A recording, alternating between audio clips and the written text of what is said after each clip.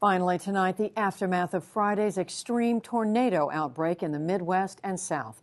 Snow and cold hampered recovery and cleanup efforts today.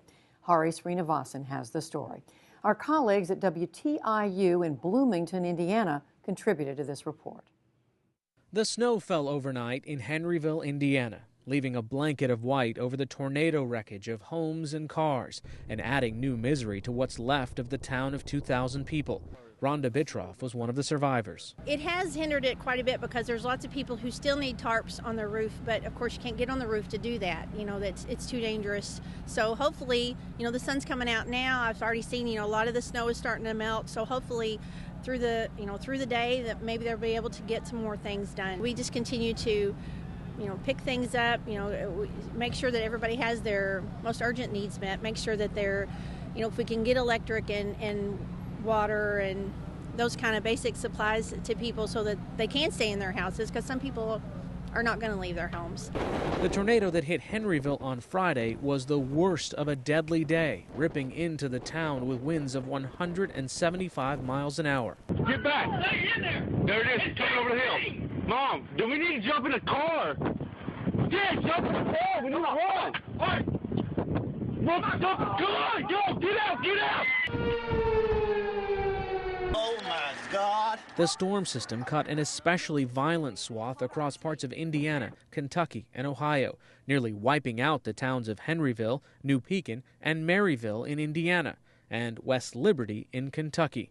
39 people died in the onslaught across 5 states. In Indiana, 15-month-old Angel Babcock had seemingly been a miracle survivor. She was found clinging to life in a field behind her home in New Pekin after the storm that took the lives of both her parents and 2 siblings. But overnight, her condition deteriorated and she was taken off life support. In all, the National Weather Service confirmed 51 tornadoes across 11 states on Friday and into early Saturday, from the Great Lakes spreading south to the Gulf Coast and as far east as Georgia and the Carolinas. At one point, as many as 4 million people were within 25 miles of a tornado. The widespread devastation meant a huge cleanup job, whether it was using bulldozers to clear cars and vans or trying to restore power. Utility crews worked through the weekend, and about 2,700 customers remained in the dark in Indiana, down from a peak of 8,000. A drive through Henryville today showed the scope of destruction, with block after block leveled. But people began returning over the weekend to pick through the rubble. I am so glad that everyone's okay. I'm glad that not only my family is okay, that other people's family is okay. I'm so sorry for the ones that lost family members and everyone else who lost their home. And Indiana's Governor Mitch Daniels toured the stricken towns on Saturday, praising the resilience he saw. As always, when things are at their worst, the people in this state are at their best. And other states as well. Supplies and donations from around the country poured in over the weekend. More. Today, volunteers from Denver unloaded fresh drinking water and other supplies. It's not actually snow, rain, heat, flood. It doesn't really matter. We will do as much as we can to help out. Much of the aid went to hundreds of people now living in shelters. This storm, the tornado took it all away from us. Sometimes you think that the world's not necessarily a good place to live. And then you find out it still is. In Kentucky, virtually every structure in the town of West Liberty was gone.